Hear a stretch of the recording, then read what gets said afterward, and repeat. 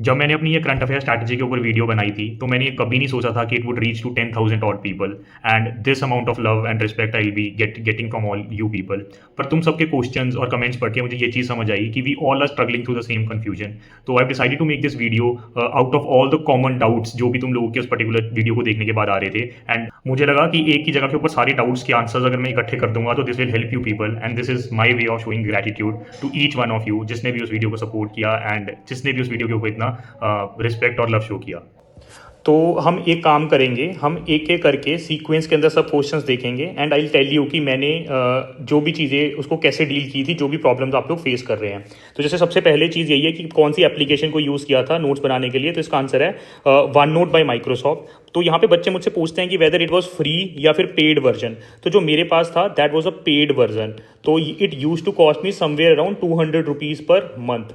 तो अब इसका बेसिकली एक और चीज़ बच्चे पूछते हैं कि मतलब इसका फ्री वर्जन भी आता है, राइट। तो मेरे पास पेड वर्जन ये इसीलिए था क्योंकि मैं करंट अफेयर्स के साथ साथ अपने दूसरे नोट्स भी जो मैंने पहले ऑफलाइन बना रखे थे उसको ऑनलाइन कन्वर्ट कर रहा था। तो एक टाइम के बाद क्या होता है कि उसके अंदर आपको स्पेस इश्यूज आने शुरू हो जाते हैं।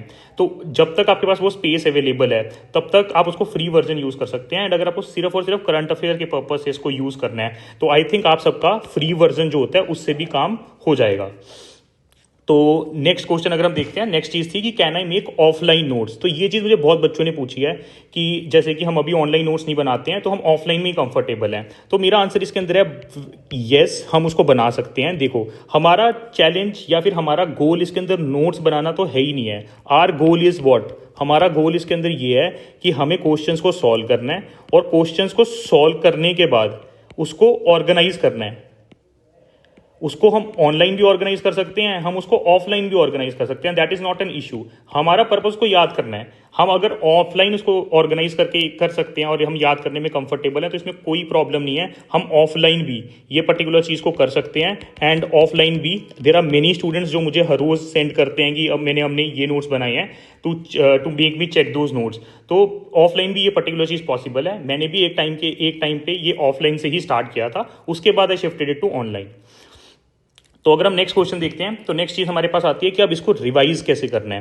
कि अब जब हम ये सारी नोट्स बना लेंगे तो इसको पहले तो कितनी ड्यूरेशन के बाद रिवाइज करना है और फिर उसी टाइम पे क्यों रिवाइज करना है। तो देखो, मैं इसके अंदर आपको अपना बता सकता हूँ। मैंने ये जो भी ये नोट्स थे, राइट, इसको प्रीलिम्स के टाइम के ऊपर ही रिवाइज किया था। मैंने इसको उससे पहले रिवाइज नहीं किया था। अब इससे पहले मैंने उसको रिवाइज क्यों नहीं किया था, तो अब हमें यहाँ पे एक चीज़ बहुत इंपॉर्टेंट समझनी पड़ेगी कि the process of making these notes, right, ये रिविजन है इन इटसेल्फ। कैसे हम ये वाला चीज समझते हैं। देखो, जब भी हम इसके नोट्स बना रहे होते हैं तो नोट्स बनाते बनाते हम इसको 3 बारी के लिए ऑलरेडी रिवाइज कर लेते हैं। कैसे हम इसको 3 बारी रिवाइज कर लेते हैं? सबसे पहली बारी हम जब क्वेश्चन को सॉल्व करते हैं तो हम क्वेश्चन के बारे में सोचते हैं, हम वहां पे एक्टिव रिकॉल करते हैं। ऑल्दो हमें वो चीज नहीं आती बट हम स्टिल उसको एक्टिव रिकॉल कर रहे हैं। तो that is like at number one पहली बारी जब हमने उसके बारे में सोचा।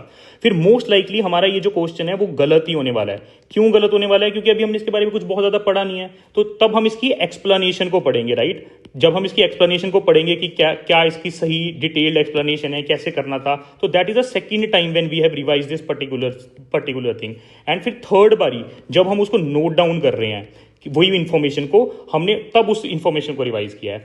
और नेक्स्ट एक और बारी रिवीजन हमारा होता है जब हम क्वेश्चंस को सॉल्व कर रहे होते हैं। कोई भी जो एक न्यूज होती है वो न्यूज कुछ सम डेज के लिए, अगर हम देखेंगे क्या कहते हैं, न्यूज के अंदर रहती है। इशू जो होता है वो सम डेज के लिए रहता है। तो इसके ऊपर जो क्वेश्चंस हैं वो सब्सिक्वेंट क्विज़ेस के अंदर भी आपको देखने को मिलेंगे। अभी तक जो भी बच्चे ये क्विज को सॉल्व कर रहे हैं, प्लीज एक बार आप कमेंट करके बताना कि क्या आपके साथ ये चीज हो रही है कि जो सेम इशू होता है वो आपको मल्टीपल नंबर ऑफ डेज के ऊपर देखने को मिलता है। क्योंकि वो इशू आपको मल्टीपल नंबर ऑफ डेज पे देखने को मिलता है तो आपकी क्विज के थ्रू एक बारी और, that is 4th time revision हो गई है। तो इसके बाद इसकी रिवीजन करने की जरूरत आपको बीच में नहीं पड़ती है। और this was the one reason कि मैं प्रीलिम्स की तरफ जाके उसको रिवाइज करता था। और दूसरा मेजर रीजन ये है कि करंट अफेयर्स की जो वेटेज है या फिर जो करंट अफेयर्स के जो क्वेश्चन है जो पेपर के अंदर आते हैं वो सिर्फ 10 से 15 क्वेश्चन होते हैं जो डेडिकेटेड करंट अफेयर्स के क्वेश्चन होते हैं। तो मैं इससे ज्यादा टाइम अपना करंट अफेयर्स के ऊपर नहीं लगाना चाहता था। मेरी स्ट्रैटेजी यही थी कि static is a king maker and current affairs हमें बस उतना करना है कि बेसिक चीजें हो जाएं। तो इसीलिए मेरा हैवीली फोकस इस पर्टिकुलर चीज के ऊपर रहता था और इसको मैं सिर्फ ये 30 मिनट्स के अंदर डील करता था। तो नेक्स्ट चीज़ है रिलेटेड टू बैकलॉग, कि बहुत बच्चे बोलते हैं कि I am just starting now, या फिर मैं हर रोज़ सॉल्व नहीं कर पा रहा हूँ, एंड क्योंकि हर रोज़ 30 मिनट्स लगा के इसको सॉल्व नहीं किया जा रहा है तो उसकी वजह से बैकलॉग इकट्ठा होता जा रहा है। तो इस चीज़ के साथ कैसे डील करना है, देखो मैं इस चीज़ के लिए कैसे करता था, मेरे साथ भी ऐसा हुआ था कि कभी मैंने लेट स्टार्ट किया, या फिर कभी कभी मुझसे ये क्वेश्चन जो है वो डेली सॉल्व नहीं हो पाते थे। मेरी कोशिश हमेशा यही रहती थी मैं डेली सॉल्व करूँ, but still again we are humans right. तो अब मैं इसमें किसको कैसे सॉल्व करता था, अगर हम एक महीना, हमें एक चीज़ समझनी पड़ेगी कि अगर हम 30 डेज के लिए पढ़ते हैं राइट, उसमें से हमेशा 4 या 5 दिन ऐसे जाते होंगे जब हमारी पढ़ाई जो है ना वो बहुत अच्छे से नहीं हो रही होती है। तो जो ये 4 या 5 दिन होते थे ना, उस दिन मैं अपने आप को पुश नहीं करता था और मैं सोचता था उस दिन मैं सिर्फ और सिर्फ ये करंट अफेयर्स करूंगा। करंट अफेयर्स में भी क्या, सिर्फ और सिर्फ हम ये क्विज़ेस कर रहे हैं, दीज आर दोज डेज जब मेरे से पढ़ाई नहीं हो रही है। तो मेरा टारगेट यही होता था कि मैं 4 या 5 घंटे के लिए सिर्फ और सिर्फ ये करंट अफेयर की जो क्विज़ेस हैं उनको सॉल्व करूंगा।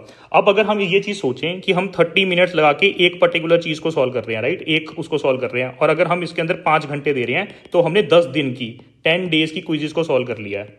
ठीक है, तो इसी हिसाब से आपने पाँच घंटे लगाए एक दिन के अंदर और आपने 10 दिन की क्विज को सॉल्व कर दिया। तो अगर आपने ऐसे 3 डेज निकाल लिए अपने एक मंथ के अंदर, तो आपने पूरे 30 डेज की क्विज को सॉल्व कर दिया। तो this is how you will solve your backlogs, कि जब भी पढ़ाई नहीं हो रही है उस दिन हम करंट अफेयर को सॉल्व करेंगे, करंट अफेयर की क्विजेस को वापस उठाएंगे और उसकी क्विजेस को सॉल्व करके अपने बैकलॉग को कंप्लीट करेंगे। तो इसको आप ये चीज़ कंप्लीट करने के लिए भी यूज़ कर सकते हो कि आपने लेट स्टार्ट किया है, या फिर कभी कभी जब आप टाइम पे काम नहीं कर पा रहे हो वो उसकी वजह से जो बैकलॉग हो गया उसको सॉल्व करने के लिए भी यूज़ कर सकते हो। तो नेक्स्ट चीज़ जो बच्चे पूछते हैं that is like I am from Hindi medium, तो मेरे लिए क्या सोल्यूशन है ऑफ दीज क्विजेस।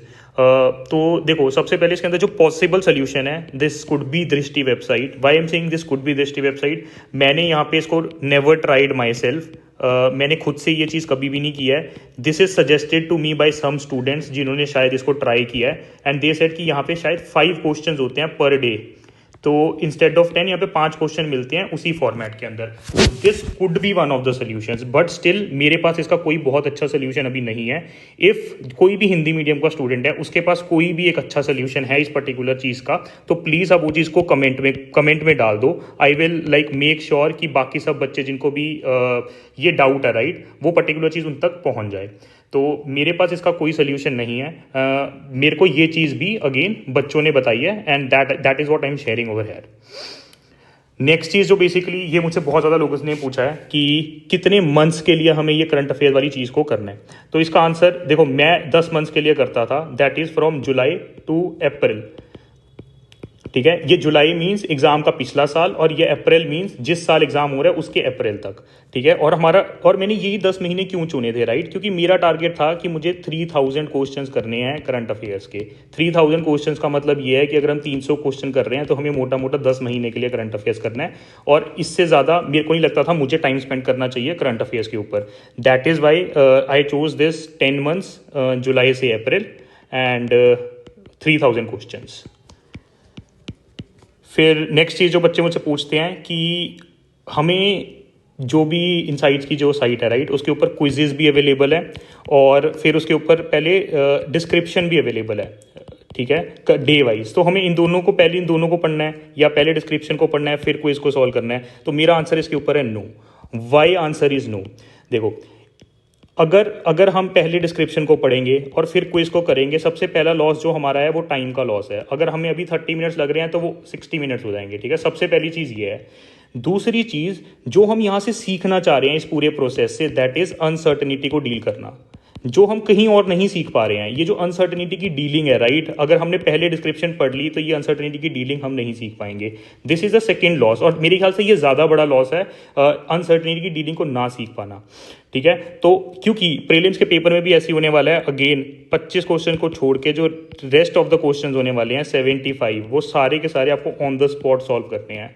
क्योंकि वो ऑन द स्पॉट सॉल्व करने हैं तो you need to practise this exercise, कि बिना पढ़े आपको उसका करंट अफेयर सॉल्व करना है। फिर जो नेक्स्ट इशू है ना कि अगर हम पहले पढ़ें और फिर सॉल्व करें, वो है रिवीजन वाला। कि जैसे मैंने तुम्हें पिछले वाले प्रोसेस में बताया था राइट, कि जो इसका प्रोसेस है दैट इज़ रिवीजन इटसेल्फ।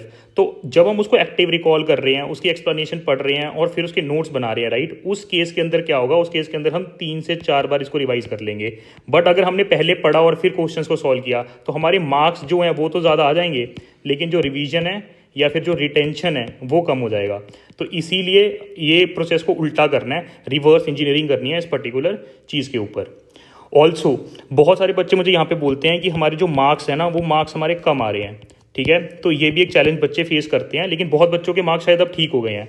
देखो, हमें ये चीज़ समझनी पड़ेगी कि हमें जो रियल डे है, हमें रियल डे के ऊपर मार्क्स लेने हैं या फिर जब हम प्रैक्टिस कर रहे हैं हमें उसमें ज़्यादा मार्क्स लेने हैं। अगर हम यहाँ पे ज़्यादा मार्क्स लेने के ऊपर फोकस करेंगे ना, तो हमारी अप्रोच यही हो जाएगी कि पहले वी विल रीड और फिर वी विल सॉल्व। तो यहाँ पे तो मार्क्स आ जाएंगे, बट फिर हो सकता है यहाँ पे बहुत ज़्यादा मार्क्स ना आए, और वो अनसर्टेनिटी के साथ जो हम डील करना चाह रहे हैं वो ना कर पाएँ। तो इसीलिए हमें हमारा फोकस मार्क्स के ऊपर नहीं होना चाहिए, हमारा फोकस होना चाहिए उस प्रोसेस के ऊपर। Still I want to know, अगर आप ये सब चीज़ों को सॉल्व कर रहे हो, डेली बेसिस के ऊपर कर रहे हो, do you see any improvement in your marks? क्योंकि ओवर द टाइम आपके मार्क्स जो हैं वो जो हैं इंप्रूव ही होने वाले हैं। तो आई वांट टू सी, आप अगर कोई भी बच्चा अपना एक्सपीरियंस शेयर करना चाहे कि हम पहले ऐसे करते थे तो इतने मार्क्स आ रहे थे और इस टाइम के ऊपर मेरे मार्क्स इंक्रीज हुए हैं, डिक्रीज हुए हैं, या whatsoever marks you are getting, तो थोड़ा सा वो कमेंट्स के अंदर डाल देना। फिर जो नेक्स्ट चीज़ बच्चे मुझे पूछते हैं कि मैंने करंट अफेयर्स के लिए ये क्विज़ेस के अलावा कुछ भी और किया था। तो देखो, मैंने ना इस पर्टिकुलर चीज़ के अंदर ये क्विज़ेस के अलावा एक ये चीज़ और की थी, ठीक है। दिस इज PT 365, और इसका भी सिर्फ और सिर्फ IR का मॉड्यूल। और ये क्यों किया था? इसका रीज़न करंट अफेयर्स नहीं था, इसका रीज़न था स्टैटिक ऑफ IR। अब प्रॉब्लम क्या है या होता क्या है कि जो भी IR का जो स्टैटिक है ना, मैंने तो देखो कभी नहीं पढ़ा था वो अपने बाकी सब्जेक्ट्स के साथ, शायद कोचिंग्स में या कहीं और पे वो पढ़ाते होंगे। तो PT 365 में क्या होता है कि अगर हम फॉर एग्जांपल से UN के बारे में पढ़ रहे हैं, राइट, तो दे विल टेल UN के स्टैटिक के बारे में कि उसके अंदर UN के अंदर कितने से कौन कौन सी UN की लैंग्वेजेस हैं, ठीक है, कितने मेंबर्स होते हैं, कौन से नए मेंबर्स हैं, परमानेंट मेंबर्स क्या होते हैं, हेडक्वार्टर कहाँ पे है। तो ये सब स्टैटिक इन्फॉर्मेशन है, right, this is not related to current affairs. तो ये पूरा स्टैटिक इन्फॉर्मेशन IR का PT 365 में दिया होता है। क्योंकि मैंने ये कहीं और नहीं पढ़ा था, तो इसीलिए मैंने ये जो पूरी ये वाली स्टैटिक इन्फॉर्मेशन थी ये PT 365 के IR वाले मॉड्यूल से कवर की थी। लेकिन जो IR का करंट अफेयर्स था, राइट, वो करंट अफेयर्स डेली क्विज से ही सॉल्व हो जाता था। पर स्टैटिक क्योंकि मैंने नहीं किया था, इसीलिए मैंने ये चीज़ को रेफर किया था। इसके अलावा मैंने और कोई भी मैगजीन या फिर और कोई भी ईयरली कंपाइलेशन या कुछ भी उसको रेफर नहीं किया था।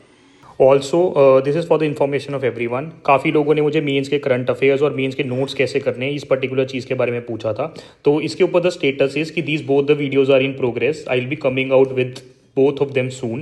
एंड इसके अलावा जो भी मेरा मेंस का 10 डेज़ का रियल एक्सपीरियंस था, जो रियल इमोशंस थे, किस तरीके से वो पूरे 10 दिन मेंस के 2025 के गए हैं, वो पूरी चीज़ को मैंने रिकॉर्ड करने की कोशिश की है। तो 2 episodes of this particular thing is already out, जिसके अंदर one is Day 0 and the other is Day 1। Day 0 मतलब जो हमारा essay स्टार्ट होना था, हमारा मेन स्टार्ट होना था, उससे पिछला दिन किस तरीके से रहा, और Day 1 द essay डे वो किस तरीके से रहा।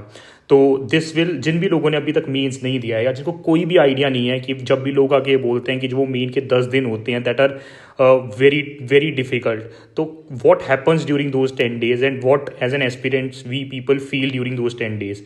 तो अगर आपको उसका कोई भी आइडिया नहीं है तो this can give you a basic perspective on that particular चीज and can help you to plan and foresee and to organise your notes in such a way कि वो उन डेज के ऊपर जाके आप रिवाइज कर सको।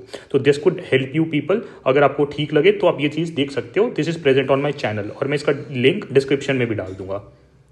और इसके अलावा भी अगर you want me to make a video on something particular या कुछ भी चीज़ जो तुम्हें समझ नहीं आ रही है, you can drop that thing in the comments, या फिर you can also contact me on the Telegram link जो मैंने डिस्क्रिप्शन के अंदर डाला हुआ है। Thanks for being patient listeners and जय हिंद।